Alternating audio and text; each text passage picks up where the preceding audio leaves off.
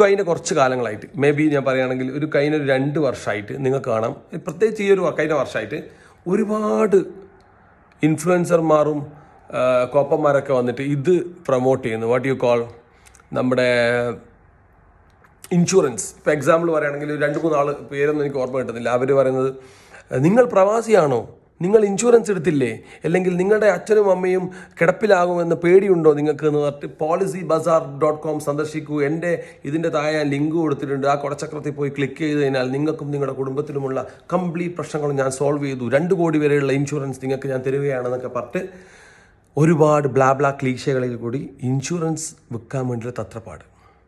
ഇതാണ് ഫസ്റ്റ് ഞാൻ നോട്ട് ചെയ്ത ഈ കുത്തകളുടെ first step of advertising their business. ഈ മെഡിക്കൽ ഫീൽഡിലേക്കുള്ള ഡിസാസ്റ്റർ തുടങ്ങുന്നതിൻ്റെ ഫസ്റ്റ് സ്റ്റെപ്പാണ്. ഫസ്റ്റ് അവർ നമുക്ക് ഇൻഷുറൻസ് വെക്കും.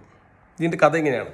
ഫസ്റ്റ് അവർ നമുക്ക് ഇൻഷുറൻസ് കൊണ്ടുവരും. അപ്പോൾ നമ്മൾ വരും, ഇൻഷുറൻസ് എടുത്തു കഴിഞ്ഞാൽ ഞാൻ രക്ഷപ്പെട്ടു, ഇനി പിന്നെ പേടിക്കാനൊന്നും ഇല്ലല്ലോ, ഇൻഷുറൻസ് എടുത്തു കഴിഞ്ഞാൽ ബാക്കിയെല്ലാം അവരായിക്കോളും. നോ, അവിടെയാണ് നിങ്ങൾക്ക് തെറ്റുന്നത്. നിങ്ങൾ ഇൻഷുറൻസ് എടുത്ത് സേഫായി എന്ന് വിചാരിച്ചൊരു മൂലക്കിരിക്കുമ്പോൾ ഇതേ ഇൻഷുറൻസ് എടുപ്പിച്ച കമ്പനികൾ തന്നെയാണ് ഇപ്പോൾ ഹോസ്പിറ്റൽസിലും മേജർ ഷെയർ വാങ്ങിയിട്ടുള്ളത്. നിങ്ങൾ പാവപ്പെട്ട നിങ്ങൾ ആ ഹോസ്പിറ്റലിൽ പോയിട്ട് എനിക്ക് ഇന്ന സംഭവം ഉണ്ട് എന്നൊക്കെ പറഞ്ഞ് ഇൻഷുറൻസിൻ്റെ പേപ്പറൊക്കെ കൊടുത്ത് ഇവർ പഠിക്കും, മൊത്തമായിട്ട് നിങ്ങളെ പറ്റി പഠിക്കും, എന്തൊക്കെയാണ് കാര്യങ്ങൾ പഠിക്കും.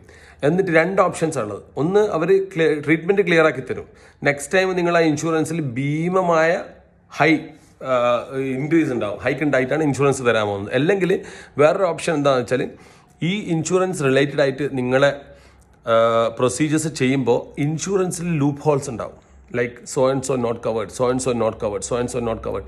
ഈ നോട്ട് കവേർഡ് ഐറ്റംസിൽ ഫോക്കസ് ചെയ്യാൻ വേണ്ടി നിങ്ങളുടെ മെഡിക്കൽ ഓഫീസർ ഫോഴ്സ്ഡ് ആവും.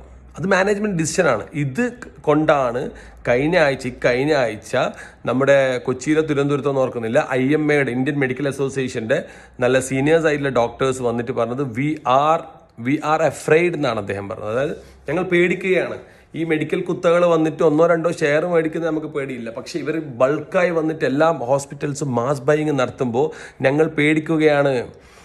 അതായത് അവർ പറഞ്ഞ 2 കാര്യങ്ങൾ അവർ പറഞ്ഞു. ഒന്ന്, 10,000 രൂപക്കോ 25,000 രൂപക്കോ ചെയ്യേണ്ട സർജറി നിങ്ങൾക്ക് അതിൻ്റെ 100-200 ഇരട്ടി പൈസ കൊടുത്ത് സർജറി ചെയ്യേണ്ടി വരുമെന്നും. 2, മെഡിക്കൽ എത്തിക്സിനെ ബാധിക്കുന്ന കാര്യങ്ങളിലേക്ക് ഇൻവോൾവ് ആവാൻ അവർ ഫോഴ്സ്ഡ് ആവും. ഈ കാര്യമാണ് അവരുടെ ഒരു പേടി അവർ പറഞ്ഞത്. അപ്പോൾ നമ്മുടെ ഈ കോർപ്പറേറ്റ്സ് എന്താ ചെയ്തുകൊണ്ടിരിക്കുന്നതെന്ന് വെച്ചാൽ, കോർപ്പറേറ്റ്സിൻ്റെ നെക്സ്റ്റ് ലെവൽ ഓഫ് തിങ് എന്ന് വെച്ച് കഴിഞ്ഞാൽ, ഇനിയിപ്പോൾ ഇതിന് ഈ ഒരു കോർപ്പറേറ്റ്സിൻ്റെ കടന്നുകയറ്റം അല്ലെങ്കിൽ ഈ കോർപ്പറേറ്റ്സിൻ്റെ വെല്ലുവിളികളെ